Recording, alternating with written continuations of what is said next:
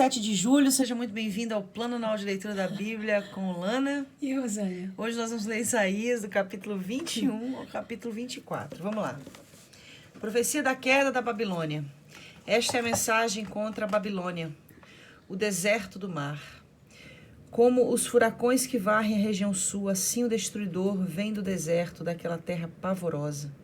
A visão que Deus me mostrou foi terrível. Traição e destruição por toda parte. Exército de Elão, ataque. Exército da Média, cerque as cidades. Deus vai acabar com os sofrimentos que a Babilônia causou. A visão me deixou desesperado. Estou sofrendo como uma mulher que está dando à luz. Eu quase não posso ouvir de tanta dor, quase não posso ver de tão fraco. Estou cheio de confusão e tremo de medo. Esperava que a noite me trouxesse alívio, mas ela só me trouxe pavor. Na visão eu vi um banquete preparado na Babilônia. Os lugares para os convidados sentarem estavam prontos e eles comiam e bebiam. De repente alguém deu esta ordem: oficiais, levantem-se e peguem as suas armas. O Senhor me ordenou: vai e põe um soldado de vigia e que ele conte tudo o que vir. Que o vigia preste muita atenção se enxergar um grupo de cavaleiros avançando em fila de 2 e homens montados em jumentos e em camelos. Então o vigia gritou: ó Senhor, dia e noite tenho ficado no meu posto e estou sempre vigiando. Atenção, aí vem cavaleiros em fila de 2. Depois o vigia disse: ela caiu, Babilônia caiu. Todas as imagens que os babilônios adoravam estão despedaçadas no chão. Vocês, meu povo, foram maltratados, foram malhados como trigo no terreiro, mas eu lhes estou anunciando a mensagem que recebi do Senhor Todo-Poderoso, o Deus de Israel. Mensagem contra Edom. Esta é a mensagem contra Edom. Alguém me chama do país de Edom e diz: guarda, quanto falta para terminar a noite? Guarda, quanto falta para terminar a noite? O guarda responde: amanhã vai chegar, mas a noite voltará outra vez. Se quiser perguntar de novo, volte e pergunte. Mensagem contra a Arábia. Esta é a mensagem contra a Arábia. Os fugitivos da tribo de Dedã são forçados a acampar no deserto. Moradores de Temar, socorram os dedanitas, dando-lhes água e comida, pois eles estão fugindo de uma batalha feroz. Tentam escapar dos seus inimigos que querem matá-los com as suas espadas, com seus arcos e flechas. O Senhor me disse: daqui a exatamente 1 ano, a grandeza das tribos de Quedar terá desaparecido. Poucos dos flecheiros valentes de Quedar estarão vivos. Eu, o Senhor, o Deus de Israel, falei. Mensagem contra Jerusalém. Esta é a mensagem a respeito do Vale da Visão. Por que é que vocês estão nos terraços, gritando e festejando? Porque a cidade está toda alvoroçada e alegre. Os soldados de Jerusalém que morreram nesta guerra não foram mortos em batalha. Todos os seus oficiais fugiram e foram presos antes de terem atirado uma só flecha. Até os que fugiram para muito longe também foram presos. Por isso eu disse: vão embora. Deixe-me chorar amargamente. Não tentem me consolar por causa da desgraça do meu povo. Pois o Senhor, o Deus Todo-Poderoso, nos enviou aquele dia, um dia de terror, de confusão e de derrota no Vale da Visão. As muralhas da cidade foram derrubadas e os gritos dos seus moradores foram ouvidos nas montanhas. Nos seus cavalos e carros de guerra, e armados com arcos e flechas, os soldados do país de Elão vieram nos atacar. Os soldados de Quir também vieram com seus escudos. Os vales de Judá estavam cheios de carros de guerra. A cavalaria dos inimigos estava em frente dos portões de Jerusalém. Judá não tinha nenhum meio de se defender. Naquele dia, vocês foram buscar as armas que estavam guardadas no salão da floresta. Examinaram as muralhas para marcar os lugares onde haviam brechas e encheram de água os açudes que ficavam dentro da cidade. Examinaram as casas de Jerusalém e derrubaram algumas delas, a fim de usar as pedras na reconstrução das muralhas. Entre as 2 muralhas, vocês construíram um reservatório para guardar a água que vinha do açude velho. Porém, vocês não deram atenção a Deus, que há muito tempo já havia planejado todas essas coisas. Não confiaram naquele que fez tudo isso acontecer. O Senhor, o Deus Todo-Poderoso, os estavam convidando a chorar e se lamentar, a rapar os cabelos e vestir roupas feitas de pano grosseiro em sinal de tristeza. Em vez disso, vocês se divertiram e festejaram. Mataram touros e ovelhas, comeram e beberam vinho à vontade. Vocês diziam: comamos e bebamos, porque amanhã morreremos. O Senhor Todo-Poderoso se revelou a mim. e me disse: não perdoarei essa maldade que eles fizeram. Todos morrerão sem serem perdoados. Eu, o Senhor, o Deus Todo-Poderoso, falei. Mensagem contra Sebna. O Senhor, o Deus Todo-Poderoso, ordenou que eu fosse falar com Sebna, o administrador do palácio do rei. Ele dissesse o seguinte: o que é que você está fazendo? Quem disse que você tinha o direito de cavar a sua sepultura na rocha no lugar mais alto do monte? Você é poderoso, mas o Senhor vai agarrá-lo e com toda a força vai jogá-lo longe. Ele vai pegá-lo como quem pega uma bola e vai jogá-la longe num país enorme. Ali você morrerá perto dos seus carros de guerra, que os enchiam de tanto orgulho, pois você é uma vergonha para o seu patrão, o rei de Judá. O Senhor Deus disse a Sebna: eu vou tirar você da sua alta posição e vou rebaixá-lo. Então chamarei o meu servo Eliaquim, filho de Ilquias, eu o vestirei com a roupa de administrador. E lhe darei o cinto que você usava e passarei para ele toda a autoridade que você tinha. Eliaquim será como pai para os moradores de Jerusalém e para o povo de Judá. Darei a ele as chaves do cargo que ele ocupará como o homem mais poderoso do país, logo abaixo do rei. O que ele abrir, ninguém fechará, e o que ele fechar, ninguém abrirá. Eu o firmarei no seu lugar, como uma estaca que foi fincada firmemente no chão, e toda a sua família se sentirá honrada por causa dele. Mas os seus parentes, desde os mais importantes até o mais humilde, vão se tornar uma carga pesada para ele, pois viverão às suas custas. Eles serão como canecas, vasos e jarros pendurados numa estaca. E assim como a estaca quebra com todo o peso, assim Eliaquim perderá a sua posição, e todos os seus parentes ficarão sem recursos. Eu, o Senhor Todo-Poderoso, falei. Capítulo 23. Mensagem contra Tiro e Sidom. Esta é a mensagem contra Tiro. Chorem, marinheiros que estão em alto mar, pois a cidade de Tiro está arrasada. Não há nenhuma casa de pé, e o porto foi destruído. Vocês receberam essa notícia na ilha de Chipre. Soltem gemidos de tristeza, vocês, moradores do litoral, negociantes de Sidom. Os seus viajantes atravessam o mar, navegavam nos oceanos imensos. No rio Nilo, no Egito, vinham os cereais que vocês vendiam a todas as nações, tirando disso grandes lucros. Fiquem envergonhados, cidades de Sidom, e você também, Tiro, fortaleza da beira do mar, pois o mar disse: nunca tive dores de parto, nem dei à luz, nunca criei filhos ou filhas. E o povo do Egito ficará aflito quando souber o que aconteceu com Tiro. Moradores da Fenícia, chorem de dor, fujam para a Espanha. Será esta a alegre cidade de Tiro, que foi fundada há séculos? Será esta a cidade que enviou os seus filhos para fundarem colônias em regiões distantes? Tiro era uma cidade importante. Os seus negociantes eram como príncipes.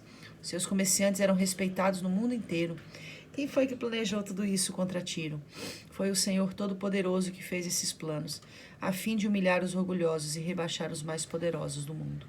Moradores das colônias que ficam na Espanha, cultivem as suas terras, como se faz nas margens do rio Nilo, pois o porto de vocês já não existe mais. O Senhor levantou a mão para castigar o mar. Ele derrubou reinos e deu ordem para as fortalezas da Fenícia que fossem destruídas. Ele disse a Sidom: pobre cidade, tão perseguida, pare de se divertir. Mesmo que os seus moradores fujam para Chipre, não ficarão seguros.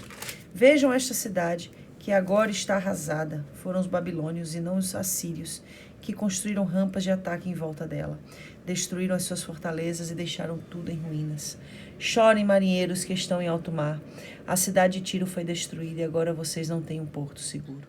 Está chegando o tempo em que Tiro ficará esquecida por 70 anos, que é o tempo da vida de um rei.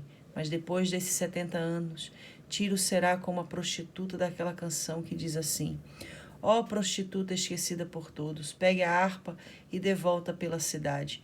Toque músicas bonitas e cante as suas canções para que todos lembrem de você de novo. Depois desses 70 anos, o Senhor lembrará outra vez da cidade de Tiro e ela voltará a ser prostituta, vendendo-se a todas as nações do mundo. Mas o dinheiro que ela ganhar com a sua profissão será dedicado a Deus, o Senhor. Ela não poderá ficar com esse dinheiro. Aqueles que adoram o Senhor o usarão para comprar muita comida e roupas finas.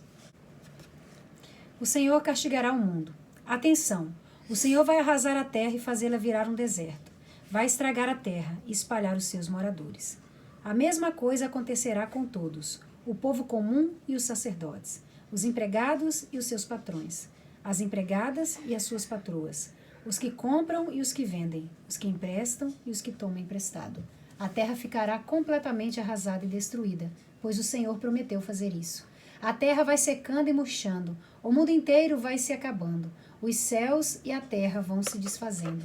A terra está impura por causa dos seus moradores, pois eles desobedeceram às leis e os mandamentos de Deus e quebraram a aliança que devia durar para sempre. Por isso, Deus está amaldiçoando e destruindo a terra, e os seus moradores estão pagando pelos seus pecados. Um fogo devorador o está queimando, e poucos escapam com vida. As parreiras estão murchando, e há falta de vinho, e todos os que estavam alegres gemem de tristeza. Não se ouve mais barulho dos pandeiros, nem a música alegre nas liras. E os que faziam festa e cantavam estão calados. Já não se bebe vinho nas festas, as bebidas têm um gosto amargo. A cidade vazia está em ruínas, os moradores trancam as portas das suas casas e não deixam ninguém entrar. Por causa da falta de vinho, o povo grita nas ruas. Toda a alegria desapareceu. Ela foi expulsa da terra. A cidade está em ruínas, os portões estão em pedaços. Assim como poucas azeitonas ficam nas oliveiras e poucas uvas ficam nas parreiras, depois de terminada a colheita, assim também, em todos os países do mundo, poucas pessoas ficarão com vida. Os que ficarem com vida cantarão de alegria. Os que moram no oeste proclamarão a grandeza do Senhor. E os que moram no leste o louvarão. Os que moram no litoral louvarão o nome do Senhor, o Deus de Israel. Dos lugares mais distantes do mundo ouvimos a canção de louvor ao Deus justo. Mas eu disse, ai de mim, que desgraça, já não aguento mais. Os traidores continuam a trair, a falsidade por toda a terra. Escutem todos os povos. Como animais vocês serão perseguidos pelos caçadores. Covas e armadilhas esperam por vocês. Aquele que escapar dos caçadores cairá numa cova, e quem sair da cova será apanhado numa armadilha. As represas do céu vão se abrir, os alicerces da terra serão abalados. A terra vai tremer e se rachar. Ela ficará completamente despedaçada. A terra andará cambaleando como um bêbado. Será sacudida de um lado para o outro, como uma barraca na ventania. Os pecados que a terra carrega são tão pesados que ela cai e não se consegue levantar. Naquele dia, o Senhor castigará os poderes do céu e também os reis do mundo na terra. Ele os ajuntará e os jogará numa cova. Ali ficarão presos por muito tempo e depois serão castigados. A lua terá vergonha de brilhar e o sol ficará pálido de medo, porque o Senhor Todo-Poderoso reinará no Monte Sião, em Jerusalém, e na presença dos líderes do seu povo, ele mostrará a sua glória. Aleluia. Eita, que já é o final dos tempos, né? Ele traz uma palavra realmente como se fosse uma profecia para o final dos tempos mesmo. Eu estava observando esses capítulos que a gente acabou de ler, de Isaías, e eu achei algo assim muito interessante que nunca havia vindo ao meu espírito antes. Ele fala aqui no capítulo 21, tá? Vou começar do capítulo que a gente iniciou mesmo. No versículo 2 ele diz assim, ó, a visão que Deus me mostrou foi terrível. Aí no versículo 3 ele diz, a visão me deixou desesperado, estou sofrendo como uma mulher que está dando à luz. Uhum. Aí ele vai aqui no final, né, nesse último capítulo que você leu, 24. Capítulo 24, ele fala assim no versículo 16, mas eu disse, ai de mim, que desgraça, eu não aguento mais. Ele ficava assim, terrivelmente abalado com as visões que Deus dava para ele. Porque muitas vezes a gente acha que o dom da profecia vem somente para trazer aquela presciência, né? Aquele conhecimento acerca dos finais dos tempos, mas dentro de um contexto relacionado às bênçãos que virão da parte de Deus. E o ministério profético, ele não está aliançado somente em anunciar as bênçãos, mas ele está também aliançado em anunciar essa manifestação do juízo. Então ele ficou impactado com o que ele viu. Eu estou pensando aqui que ele ficou impactado com o que ele viu, que está acontecendo, que vai acontecer nesse tempo, né? Sim, ele ficou Meu impactado. Deus. E aí ele começa aqui no capítulo 24, ele diz, a mesma coisa acontecerá com todos, o povo comum e sacerdote, empregado, patrão, empregada, patroa, quem compra, quem vende, o que empresta, o que toma emprestado. E isso está acontecendo na atualidade. Hoje em dia a gente vê que dentro desse conceito da pandemia, a mesma coisa está acontecendo a todos. Não existe mais essa questão de que o dinheiro do rico vai livrar ele do Covid-19, que a pobreza do pobre vai fazer com que ele seja mais alvo dessa doença. Na realidade, todos estão debaixo desse estigma. Todos estão debaixo dessa palavra de julgamento. Você acredita que estamos vivendo as profecias do livro de Isaías? Eu acredito que nós mediante o que estamos vendo, né? Vivendo as profecias que estão manifestas nas porções de todos os profetas. Mas aí a gente está falando agora de Isaías, né? Sim, agora dentro do capítulo 24... Está muito... Algumas questões que a gente viu aqui... Muito parecidas, são muito bem relacionadas. Relacionadas não só com sentimentos, mas com resultados, ações que estão acontecendo no mundo, né? Sim. Agora sim, se a gente for analisar, por exemplo, dentro do contexto de quando aconteceu a febre espanhola, serviria para aquele contexto. Hoje serve para o nosso contexto. Amanhã, se Jesus não voltar, juízos de providências maiores, de dimensões maiores, de proporções maiores acontecerão. Sem sombra de dúvida. E a gente vê que tudo isso está acontecendo dentro do que Isaías está trazendo no capítulo 24 por causa do pecado. Por causa do pecado. Nós precisamos olhar para o pecado com o mesmo olhar de Deus. Enxergar no pecado o seu poder destruidor. E como nós sempre temos entendido, tudo isso que Deus traz... Não pode maquiar. Não. A gente realmente tem que prestar atenção na palavra de Deus, nas Escrituras. Sim. Nós não podemos relativizar a verdade não é relativa, a verdade é Cristo. A verdade, ela não comunga com o pecado, a verdade, ela não comunga com a mentalidade desse tempo. A verdade, ela comunga com os princípios, ela é o verbo, ela é os mandamentos, ela é o princípio. Então, fica muito claro, inclusive dentro desse contexto, tá, do que a gente leu, profecia contra a Babilônia, mensagem contra Edom. Deus continua julgando o mundo. Mensagem contra a Arábia, capítulo 22, mensagem contra Jerusalém. Ele está julgando todos os povos, mensagem contra Sébina, mensagem contra Tiro, mensagem contra Sidom e agora mensagem contra o mundo. Ninguém vai escapar do julgamento de Deus. A verdade é que a gente não pode se calar. Não podemos. E a gente não pode se esconder, né? Se esconder da verdade bíblica.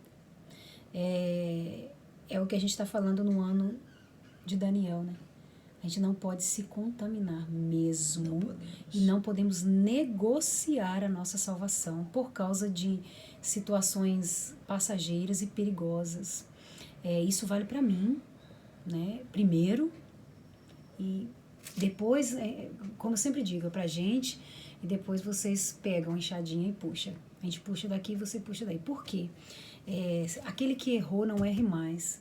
Aquele que pecou, procure não pecar mais. Procure mostrar arrependimento diante de Deus, né? E não é só o pecado em si. O que a gente fala, o que a gente vive, o que a gente pensa. Buscar realmente viver uma vida consagrada ao Senhor. Porque a verdade é que as Escrituras, a palavra de Deus, ela tem se cumprido, ela está se cumprindo. Então, como a gente não sabe do que vai ser, quando vai ser, a nossa salvação realmente está em Jesus Cristo, nós sabemos disso. Então, andarmos com Jesus com todas as forças do nosso coração, pague o preço que pagar, custe o preço que custar. Não negocie a tua salvação. Não negocie. Não se acostume com o mundo. Não se acostume com as coisas que estão acontecendo, porque essa palavra aqui, a gente está lendo aí, né? E olha só, vai bem dentro dos... Não sei. Essa leitura bíblica está caindo assim... Como ela tem encaixado nesse tempo? É aquilo que você sempre fala, sabe? Ela é mais atual que o Jornal de Amanhã. Pois, ela está caindo direitinho, pelo menos para mim, dentro do meu coração. E o desejo que eu tenho realmente é de me ajoelhar, pedir perdão a Deus e buscar a me consagrar. Que esse seja o seu maior desejo, filho, filha, que vocês tenham essa consciência vibrante aqui na tua mente, assim batendo todos os minutos da sua vida. Eu preciso viver para Jesus, eu preciso falar menos, eu preciso fazer mais, eu preciso vencer o pecado, eu preciso ter domínio próprio, eu preciso orar para ver as regiões celestiais, espirituais, eu preciso de revelação, porque sabe o que eu estou percebendo? A gente está precisando muito mais do que achismos. Muito mais daquilo que a gente sabe. A gente está precisando, ou daquilo que a gente pensa que sabe. A gente está precisando de visões espirituais. Sim. Assim como Isaías, assim como os outros profetas. Daniel buscou, né? Como Daniel, e aí para frente como a gente vai ver. A gente precisa de visões espirituais, mas não se tem visões espirituais se não for um verdadeiro adorador. Se não for uma pessoa que realmente sabe que precisa orar. Vamos tirar a palavra orar? Relacionar. Que precisa se relacionar com Deus no seu silêncio, entendeu? Aonde ele pôr a planta dos pés, na sua comunidade, no seu trabalho, no seu casamento, na sua vida cotidiana. Relacionamento com Deus vai trazer visões das regiões celestiais e daquilo que Deus tem para nós nesse tempo. Vamos abrir os olhos, gente. É muito sério. E muitas vezes esse pecado não está nem no praticar o pecado, está em Sim. não fazer o bem. Exatamente, em deixar de fazer o bem. Em deixar peca às vezes contra si mesmo. Em deixar de reconhecer aquilo que precisa ser mudado. Que Deus tenha misericórdia de mim. De nós. Em nome de Jesus, de nós. Que você possa ouvir essa palavra e que ela mude a sua eternidade e te estabeleça em Cristo. Que Deus te abençoe. Amém.